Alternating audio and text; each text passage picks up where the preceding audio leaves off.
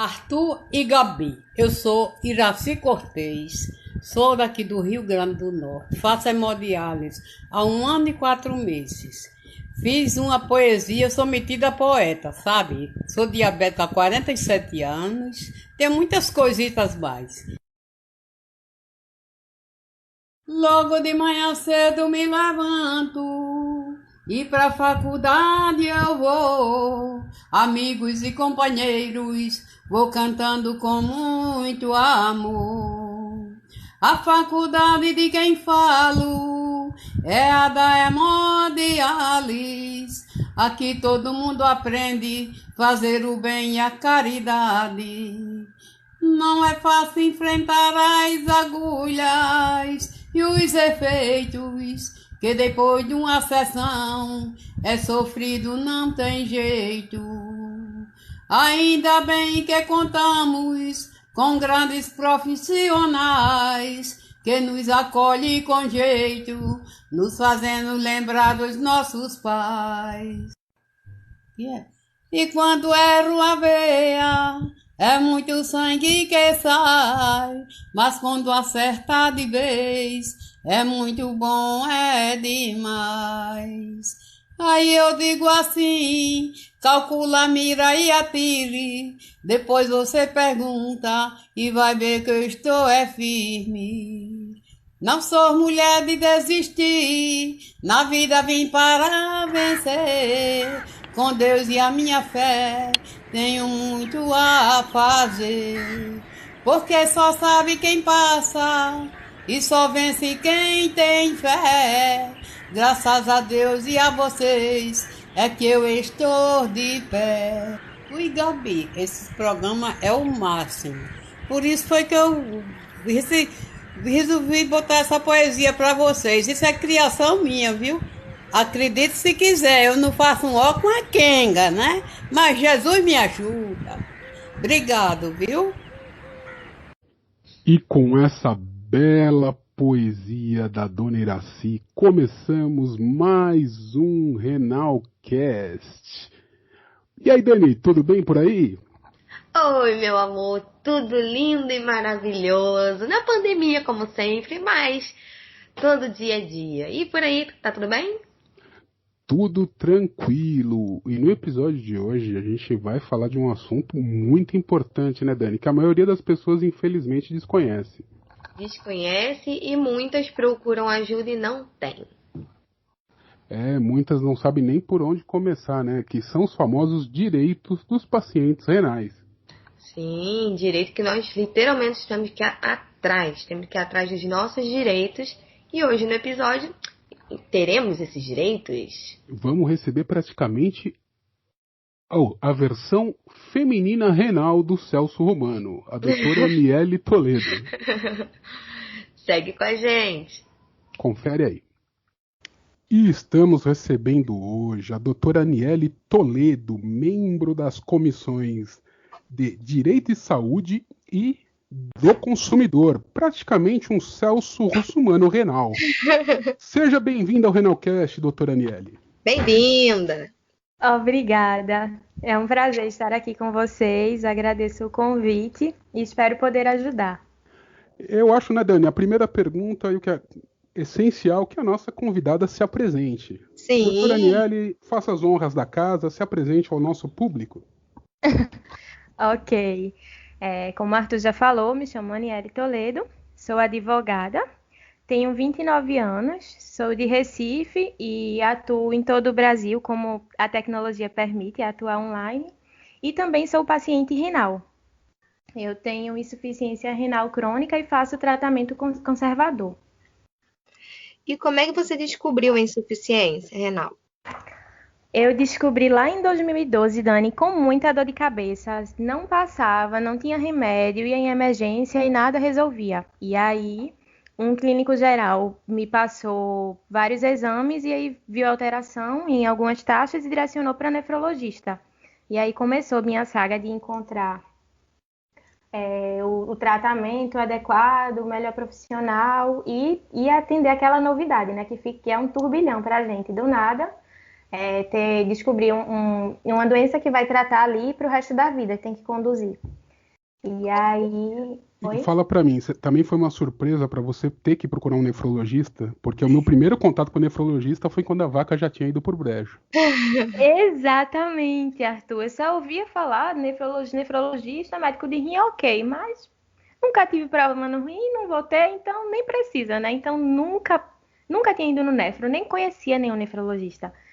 Então foi bem um choque, esse choque que a gente tem assim, nossa, por que isso? Como aconteceu? Como se deu?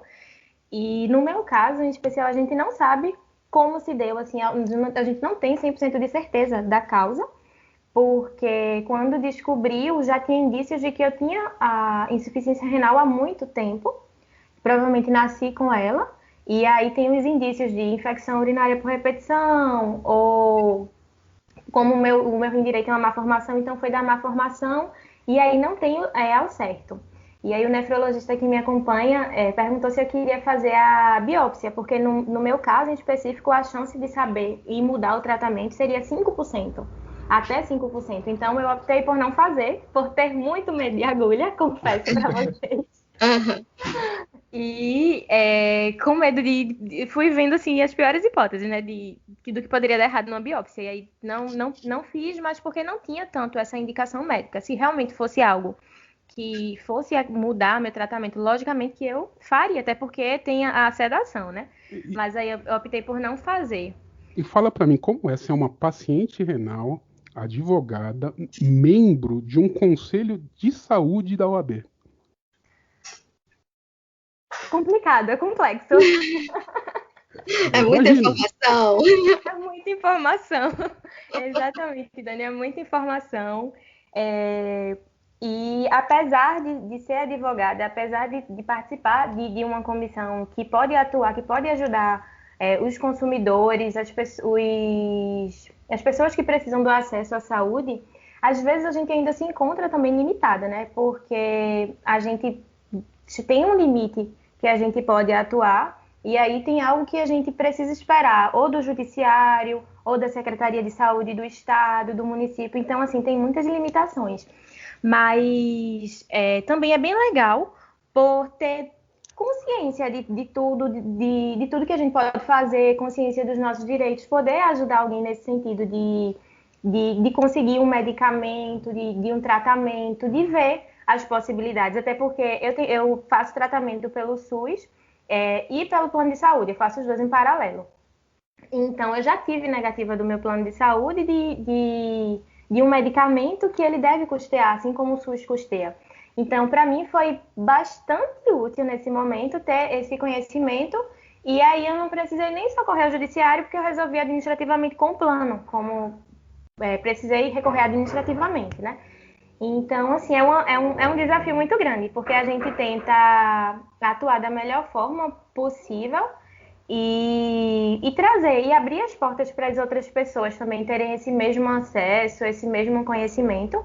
E aí, quando eu conheci o Instagram de vocês, puxando um pouquinho, ligando os assuntos, quando eu conheci o Instagram de vocês, eu achei muito legal isso, de ter pessoas que tem aquele problema de saúde, tem não necessariamente, acho que problema fica um peso muito grande, né? Que tem esse cuidado na saúde e que transmite a informação, porque muitas vezes nós renais a gente fica assim, sem alguma informação, Fica perdido, né? fica perdido, sem saber para onde ir. Quando eu descobri lá em 2012, eu fiquei muito perdida, eu fiquei procurando informação na internet, e na época eu lembro que tinha muita informação de cunho científico, então era Sim. muito uma linguagem muito elevada para uma pessoa que não é profissional de saúde. Então foi muito difícil para mim aí poder propagar esse conhecimento, essas informações e de uma forma acessível, eu acho uma ideia fantástica. E é por isso que nós trouxemos você aqui hoje. Nós vamos te espremer, doutora Aniele. Queremos usufruir Nós dessas vamos informações. usurpar os seus conhecimentos. Vamos Vamos falar lá. sobre um assunto que muitos renais têm dúvida. Olha, Muitos renais inclusive, até ficam hoje eu tenho dúvida. perdidos. Até hoje tenho, porque eu passei por uma situação mais ou menos que assim, eu sou dependente dos meus pais, mas como tendo insuficiência renal, eu não podia pedir para o governo o meu direito. Eu acho que ela ia falar o Vou BPC deixar, ou o vou auxílio deixar para lá. doença. Eu não podia ter. Aí eu fiquei, aí eu vou esquentar com a cabeça, não. Mas olha, eu fiquei muito chateada, gente. Eu acredito. É muito difícil, né? Porque eles disponibilizam alguns benefícios que, ao meu ver, são pouquíssimos, diante de tudo que uma pessoa com tratamento contínuo precisa, com algumas restrições precisa, e ainda colocam muitas barreiras para um tratamento. No teu caso, Dani, provavelmente é justamente por você ser dependente dos seus pais, porque para conseguir o benefício, você não pode estar trabalhando, você não pode nem ser autônomo. Então, tem muita restrição. E, assim, é um salário mínimo, né? Então, assim, um salário mínimo dificilmente supre as necessidades De um renal.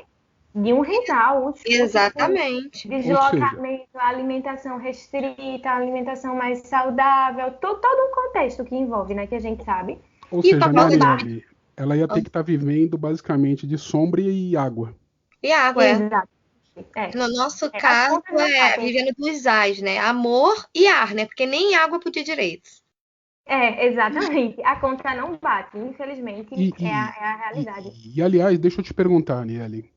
Qual que é o pedido mais frequente de paciente renal em termos de direitos que você vê, que você percebe ser o mais solicitado?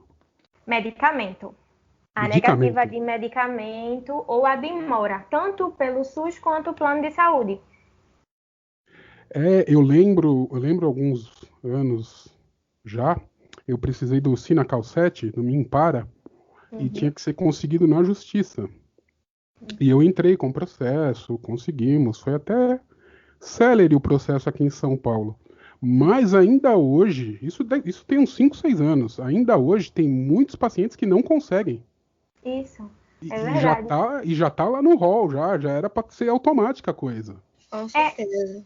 Infelizmente, Arthur, muitos medicamentos que estão lá no rol da ANS, que são previstos pelo Ministério da Saúde, que as secretarias, inclusive, estaduais, dispõem, eles dificultam o acesso por justificativa de que é um medicamento de alto custo ou que não tem demanda suficiente e que só vai ser solicitar com base na demanda, e aí tem que abrir um processo de licitação, e aí é tudo muito moroso, e a saúde da gente não espera, não é? Então, é bem difícil isso. Eu tive essa dificuldade para conseguir o remédio para anemia, a injeção Emax. Uhum. E aí eu precisei recorrer administrativamente. Inclusive, eu tinha falado a vocês que eu tenho medo de agulha, né, no começo. E continuo tendo, mas a pandemia me fez criar coragem de aplicar Emax em mim mesma. Assim, foi um grande desafio. Pode parecer besteira, mas quando a gente tem medo de uma coisa ali, termina que vira um monstro, né? E aí, no começo, eu tomo Emax, acho que tem 1 ano e meio. E aí, quando começou a pandemia, eu ainda fui no hospital e ficava tomando no carro. E aí, depois eu decidi, não, eu vou... Minha irmã super incentivou, não, vamos criar coragem, é uma injeção subcutânea, vamos tentando aos poucos, você coloca gelo. E aí, eu fui desenvolvendo e hoje aplico sozinha. Às vezes, quando bate o medo, eu recorro à minha irmã, que é enfermeira, a minha prima. Mas, assim, 99% das vezes eu já aplico. Mas, assim, é um desafio muito grande pra gente. E, de fato, é uma medicação cara para nós, pacientes renais, mantermos mensalmente. E tem paciente que precisa 3 vezes por semana, tem gente que são 2 vezes no mês. Então, assim, custear esse medicamento não tem condição. E você recebendo o benefício de um salário mínimo, como faz para custear um medicamento que é 300, 400 reais a dose? É muito complicado, né? Fica uma coisa até inviável, se pensar bem, né? E fala pra mim, Aniele, sobre uma dúvida que chega bastante pra gente até hoje, né? Que é como conseguir aquele desconto no carro. É um direito do paciente renal, né? Isso. Tem uma legislação específica, inclusive, que fala sobre isso. Para conseguir, precisa ter praticamente para tudo que a gente precisa relacionado à nossa saúde, para provar mesmo o laudo. Técnico, geralmente quem tem a fístula e os pacientes que têm alguma dificuldade de locomoção, tudo mais, tendo aquele laudo completo, ele pode solicitar a redução dos impostos do ICMS para a compra do carro. E aí, caso não consiga essa redução, esse benefício, né, de 17% em média, a redução, ele pode tentar recorrer judicialmente. Tudo vai terminar judicialmente quando não consegue resolver administrativamente. Mas tendo o laudo, a comprovação do tratamento, tudo mais, é possível apresentar para a tentativa da redução. Tem alguma coisa em relação à renda da pessoa, em relação à compra do carro com desconto? Tem a limitação da renda. Eu não consigo te dizer o valor atualizado agora, mas tem uma limitação na renda sim, Dani. É porque tudo rola renda, né? Assim, vai ser sempre um binômio, digamos, renda e comprovação médica. Sim, Por exemplo, o benefício, o BPC, se sua família tiver uma renda alta, você sendo dependente, ou até uma renda ok, de 5, 4 salários mínimos, provavelmente vai negar, entendeu? Se você tiver algum vínculo com alguém que tem alguma condição estável, bem entre aspas, esse estável. Aproveitando, Aniele, que você entrou no BPC, explica pra gente um pouquinho sobre ele. Pronto, o BPC, a sigla significa que é um benefício de prestação continuada. Ele está previsto na legislação de assistência social e ele é basicamente o recebimento de um salário mínimo por pessoas que estejam incapacitadas para o trabalho em razão de doença. Então, é uma assistência que o governo vai prestar a essa pessoa de um salário mínimo. E aí, precisa da comprovação da incapacidade para o trabalho, independente da idade que aquela pessoa tenha, e aquela pessoa vai precisar passar pela avaliação médica, precisa ser analisada a renda familiar. No caso, a renda familiar dessa pessoa deve ser 1/4 do salário mínimo por pessoa. E aí, essa pessoa não precisa também ter contribuído com o INSS para ter acesso ao BPC. E não pode também acumular benefícios. Por exemplo, se ela recebe algum benefício do INSS, ela não vai conseguir ter acesso ao BPC. Então o BPC é exclusivo ele é exclusivo. Se a pessoa recebe ele, recebe só ele.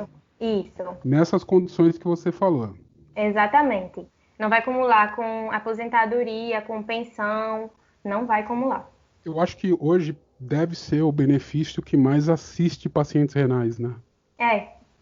Exatamente, porque não trabalha, provavelmente não com os renais de diferentes idades, porque muitas vezes as pessoas associam renal a sempre pessoas mais velhas, né? Geralmente é alguém que já tem 50, 60 anos, e não tem idade para a doença renal.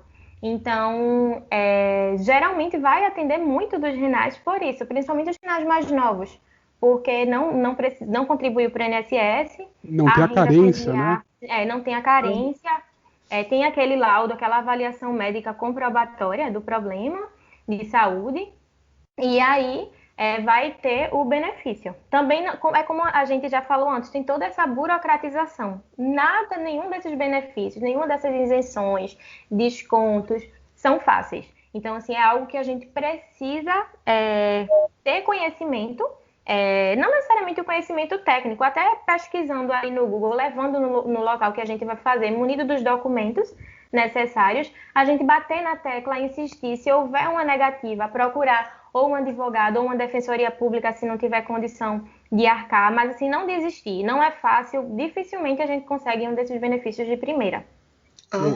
Eu acho que, aliás, um dos maiores motivos de negativa do auxílio-doença até hoje é a carência, né? É impressionante como o INSS alega carência e trava ali o processo. Eu acho que não ajuda.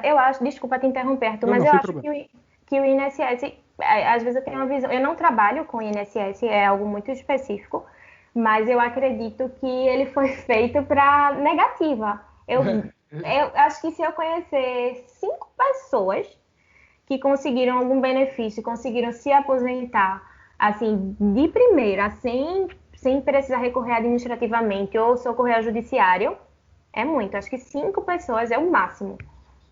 Nossa, É muito difícil. É um cenário muito cruel, né? com certeza.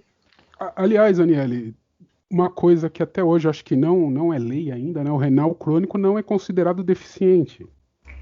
Pois é, Arthur. Tem alguns estados, salvo engano, Manaus.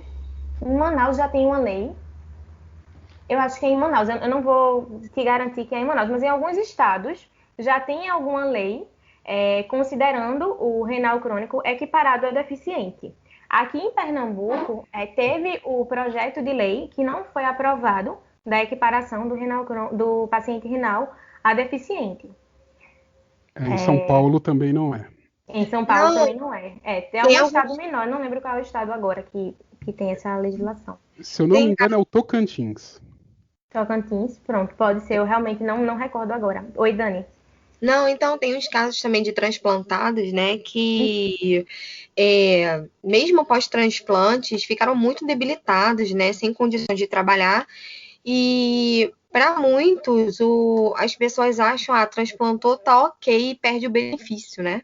Olha, é muita gente nisso, que perdendo o benefício depois que transplantou, mesmo indo lá no INSS, vendo que a pessoa não tá bem, não, vai perder. Muita gente perdeu o benefício depois do transplante, mesmo tendo deficiência, problemas, não podendo trabalhar. Olha, é um cenário muito triste, de verdade. Muito triste. Essas pessoas que após o transplante permanecem em uma situação de impossibilidade de trabalho, elas precisam recorrer ao INSS ou na tentativa do BPC também para ter a condição, porque assim, muitos deles e muitos de nós brasileiros não temos uma situação financeira confortável para se manter, para manter o básico, o essencial, não é nem algo além disso. Então, realmente precisa ter esse confronto mesmo de tentativa, de apresentação de laudo, de fazer um dossiê, de uma juntada de documentos para levar para o setor administrativo ou na impossibilidade de judicializar. Realmente, assim, a gente não pode desistir. Por mais que, assim, por tantos nãos que apareçam no caminho e burocracias, mas a gente tem que seguir, porque se existem esses benefícios, se existe essa possibilidade de assistência, ela deve ser assegurada. Até porque, Dani e Arthur, a nossa Constituição tem o direito à saúde como um direito fundamental. É uma das cláusulas pétreas, ou seja, uma daquelas cláusulas que não mudam na Constituição. É uma garantia para todos os brasileiros, para todos sem exceção. Então, o Estado, o governo, ele tem que assistir a nós cidadãos, tem que nos dar assistência e a gente tem que ter um mínimo existencial, tem o princípio da dignidade da pessoa humana, que é no sentido de viver mesmo em condições dignas, de ter a dignidade. Por isso, a ideia de um salário mínimo, tem que ter um mínimo, porque se não tivesse esse mínimo, quanto menos pudesse ser concedido para quem precisa, menos seria. Então, tem que ter esse parâmetro, essa razoabilidade de aplicação, para ter um parâmetro mesmo. E aproveitando e lembrar, né, que tem projetos na esfera federal que promovem e pretendem fazer essa equiparação, mas estão travados há alguns anos. Muito. Estão literalmente parados. E outra dúvida que chega bastante, Aniele, é sobre o levantamento do fundo de garantia. O Renal tem direito a fazer isso?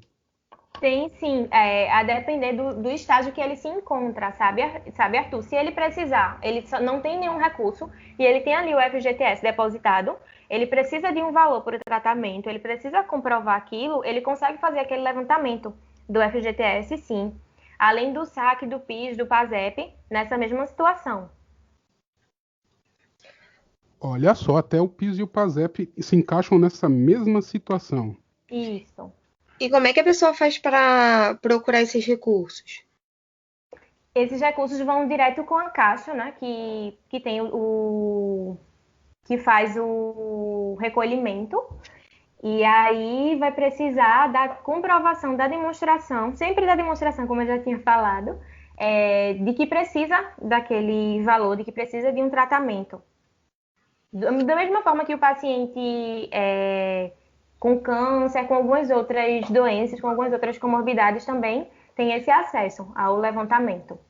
Ah, sim, entendi.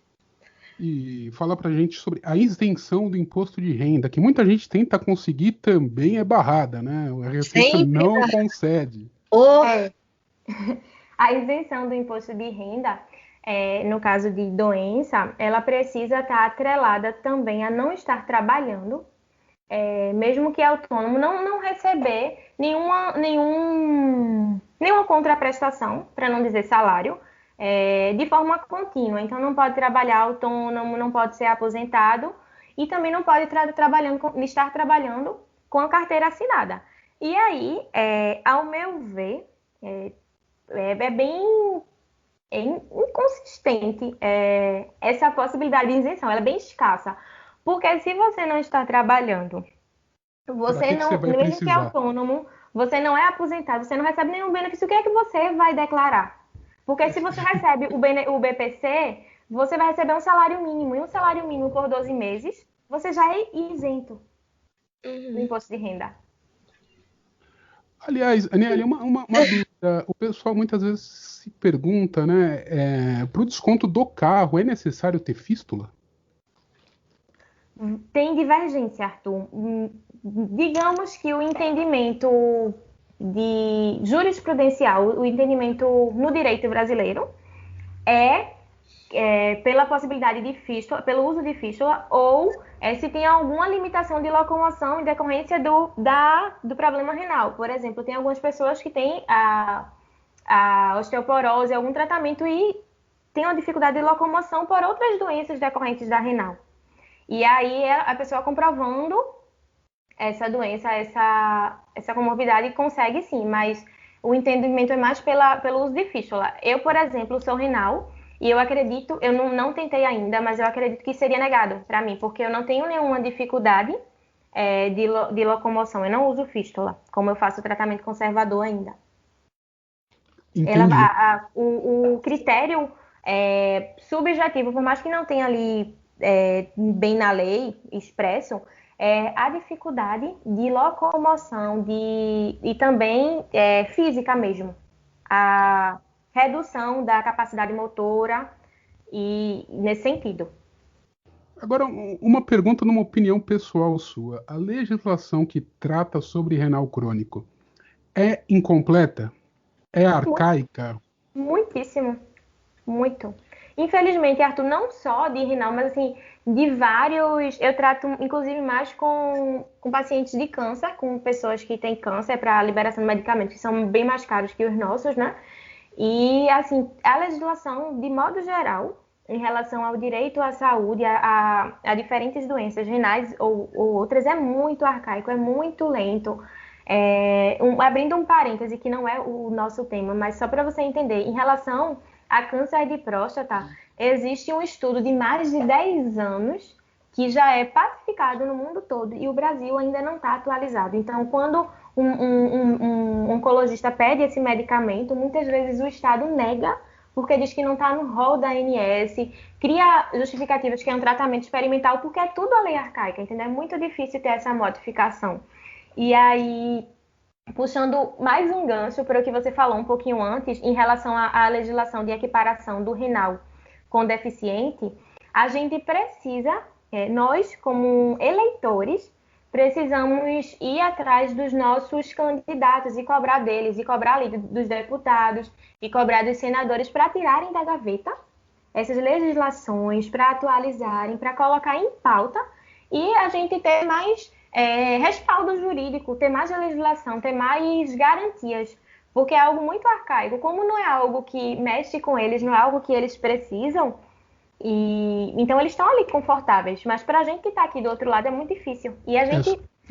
Só ver, Oi? é só ver o que aconteceu na pandemia, né?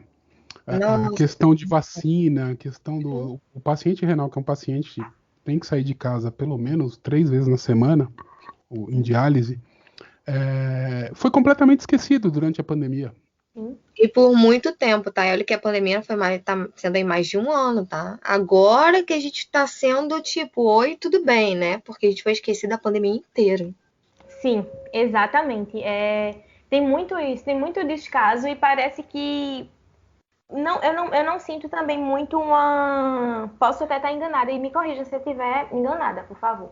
Eu sinto também que não tem muito uma junção. Por exemplo, aqui em Pernambuco, eu posso falar por aqui por Pernambuco, eu não vejo uma associação forte em relação a pacientes renais. Tem outros setores, como doenças pulmonares e outros, eu vejo uma movimentação maior. Então, eu acho que termina que fica um pouco mais cada um por si e termina que perde um pouco a força dessa Agora, tentativa de ir atrás, sabe, do poder público. eu vou aproveitar o gancho agora. Agora eu vou Certo. aproveitar o gancho. Aproveita. Vou aproveitar. Aproveita. Vai vir uma novidade muito importante, muito interessante. Eu creio que a partir da semana que vem a gente já vai estar divulgando.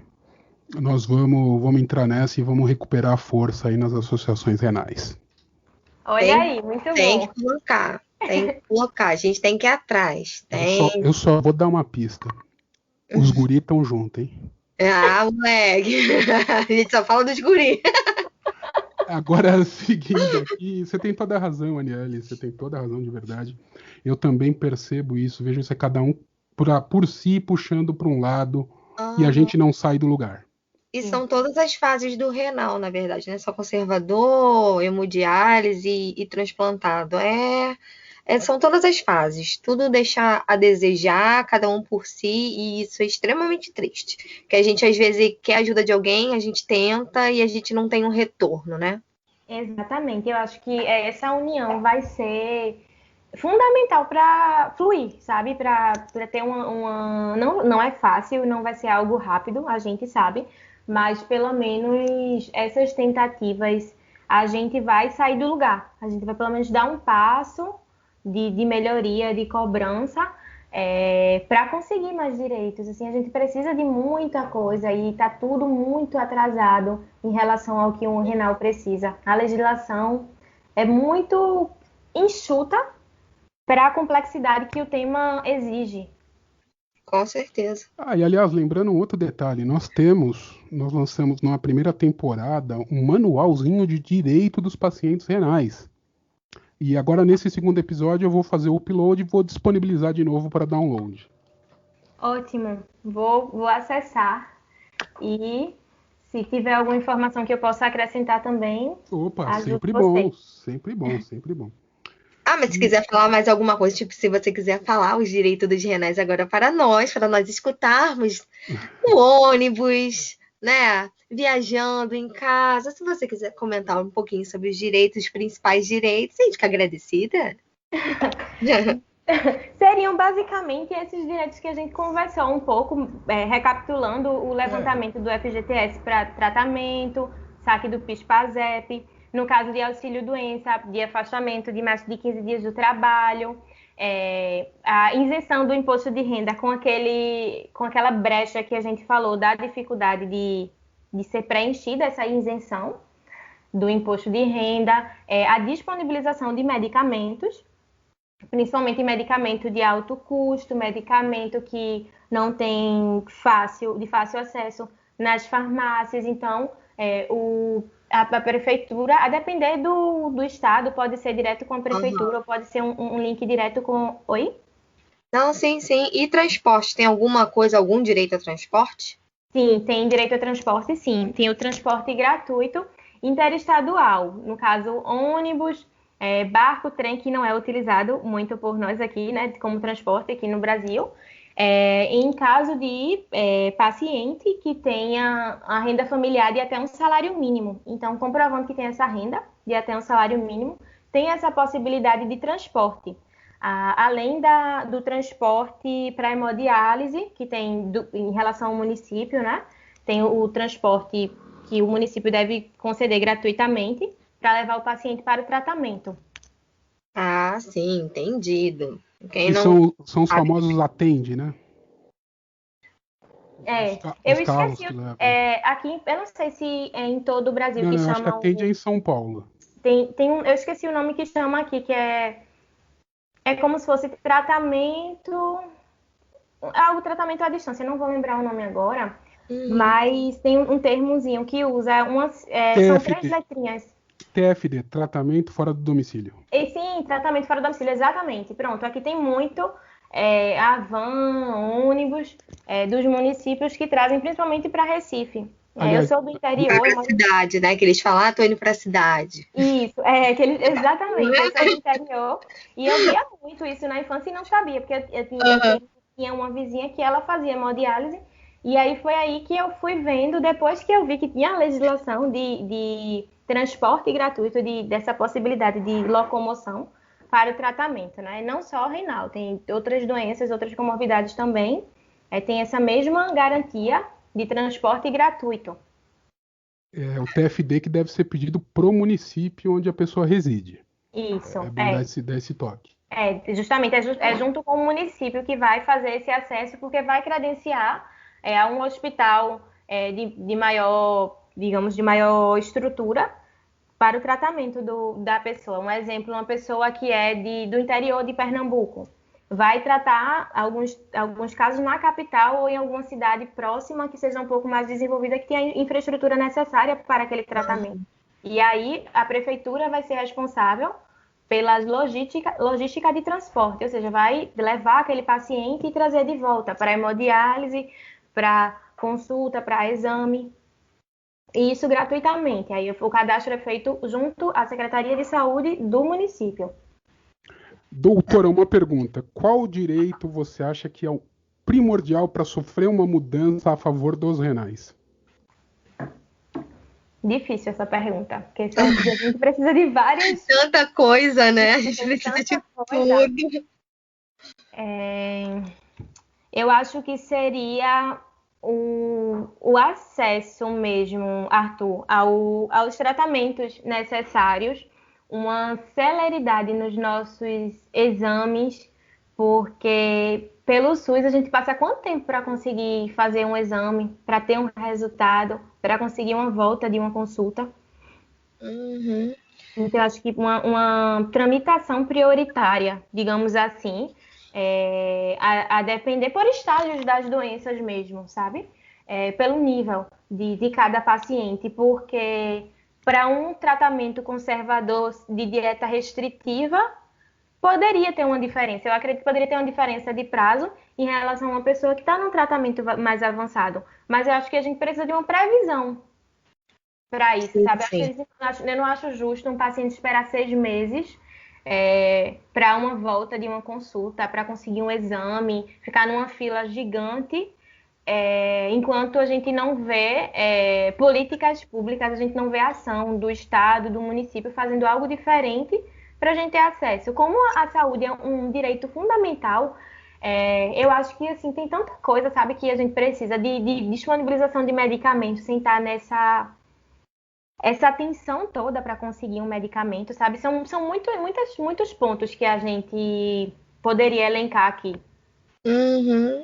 Nem fala, além do Emax, também o Noriporum tá aí em falta há muito tempo e muita gente precisando. Pois é, eu estou usando o Emax pelo plano, porque pelo Estado. Sabe quando eu solicitei pelo Estado? Eu solicitei em dezembro de 2019. Agora a gente está voltando também a dificuldade agora com falta também de imunossupressor de novo. Estamos com falta de imunossupressor de novo nos estados. Estamos tendo um belo problema agora com remédio de novo. Pois é, a gente precisa realmente ir atrás dos deputados, atrás dos políticos, fazer denúncia. Uma coisa que eu queria falar aqui, que estava com medo de esquecer, minha gente, é usar a ouvidoria. Por mais que a gente pense que não funciona, funciona. Fazer reclamação na ANS, que é a Agência Nacional de Saúde. Fazer reclamação na ouvidoria do hospital, se for algum problema com o hospital, se for com o município ou o estado. Fazer reclamação, usar o microfone, a voz da mídia e a mídia e socorrer, porque a gente precisa falar isso, a gente precisa demonstrar que a gente precisa de um medicamento, precisa de um acesso, e muitas vezes a gente precisa e a gente não faz nada também. Na falta de medicamento a nível nacional, quem seria capaz de ouvir a gente? A Agência Nacional. A Agência Nacional. E em relação a Estado? A Estado seria a Secretaria de Saúde do Estado.